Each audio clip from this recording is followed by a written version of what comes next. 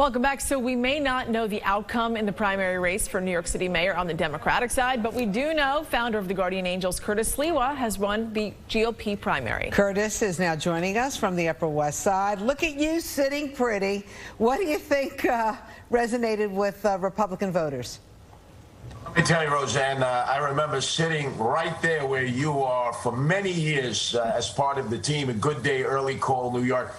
And one day I told the team, I'm going to run for mayor. And they all had a big belly laugh. They all said, oh, that's just being son. Look, I'm the real deal.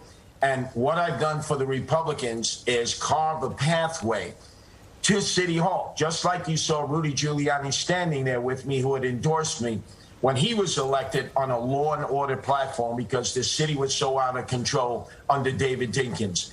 We've moved back into that same type era.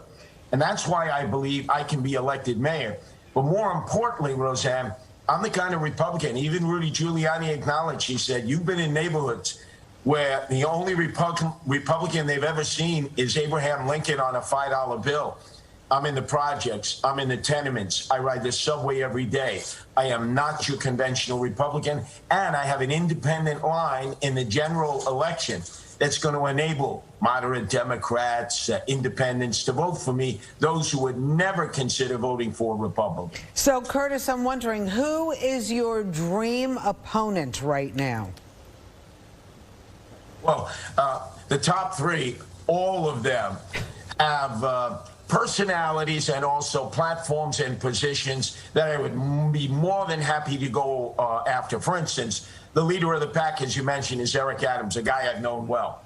He says he's Mr. Law and Order. I support the police. He removed qualified immunity, which means the police officers now have to go out and get a personal liability insurance plan, like a doctor or a lawyer, malpractice plan. No other civil servants have to do that, not the elected officials, the district attorneys, the judges. So I'd like to take him on. Wiley, oh, Annie Oakley there, right, who wants to take the guns away from the cops, but not from the criminals. And Garcia, and they say, oh, but we need somebody who's a good manager. I ask all of you, how's that management skill done in the city of New York? How's that no bail program working, huh? How's that defund the police program working? Are we going to leave it to these professional politicians and bureaucrats who have helped Bill de Blasio single-handedly destroy this city we so love? No, no, no, no, no. It's time for common sense, and it's time for someone who's a populist. Because if I'm anything in this world, I'm a populist more than I am a Republican or an independent. Crime seems to be the #1 issue for voters. Do you think your stance on crime will help you when it comes to this race? No doubt, because I've been battling criminals for 42 years and not just been issuing white papers on how to do it. You may have remembered last summer when the police were ordered to stand back by Bill de Blasio, who sided with the shooters and looters. I was out there with the Guardian Angels battling to protect property, to protect product and people, all throughout Midtown Manhattan, in Chelsea, and down in Soho. I ended up getting a broken jaw. Many of the Guardian Angels were seriously injured. I know how to take on the shooters and looters and the enemies of society.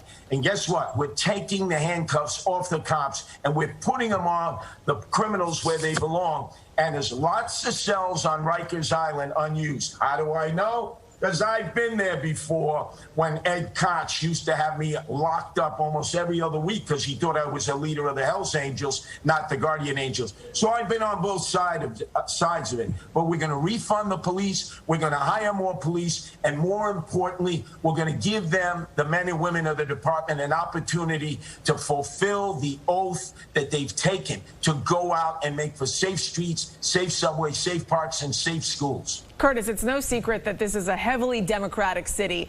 7-1, I believe, Democrats outweigh Republicans. How are you going to win over those the Democratic voters when it comes to the November election? Well, very simply, because I am a populist and I have positions that appeal to them. You know, listen to the way Andrew Yang handled the question about emotionally disturbed persons and got all that blowback from Democrats. Now, he was partially right. But he lacked the empathy and the compassion that I've always shown them as leader of the Guardian Angels. We've bathed them, we've cleaned them, we've clothed them, we've fed them, we've brought them to hospitals to get their medical supplies that they're so badly in need of.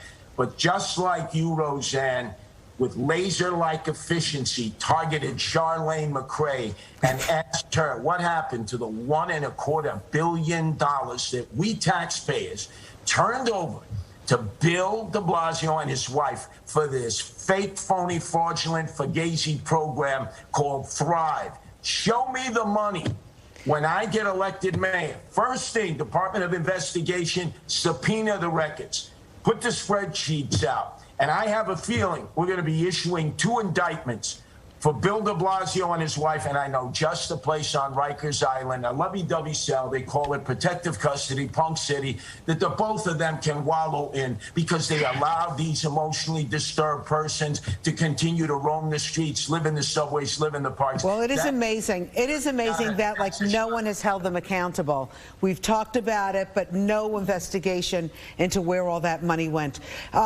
Curtis, also, I'm just wondering, are you going to get the cat lovers vote? I saw one big black cat. I don't know how old or how big that cat is, but apparently...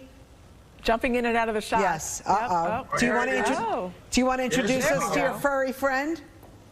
Yes, in fact, I have 15 rescue cats here in a 320-square-foot apartment that I share with my wife, Nancy, by the way, who is running for the city council seat, first Republican in the Upper West Side in 10 years, and there will be no kill shelters when I'm mayor. You know we spend millions of dollars and only give a dog or a cat 72 hours of a stay in a shelter before we euthanize them if they're not adopted.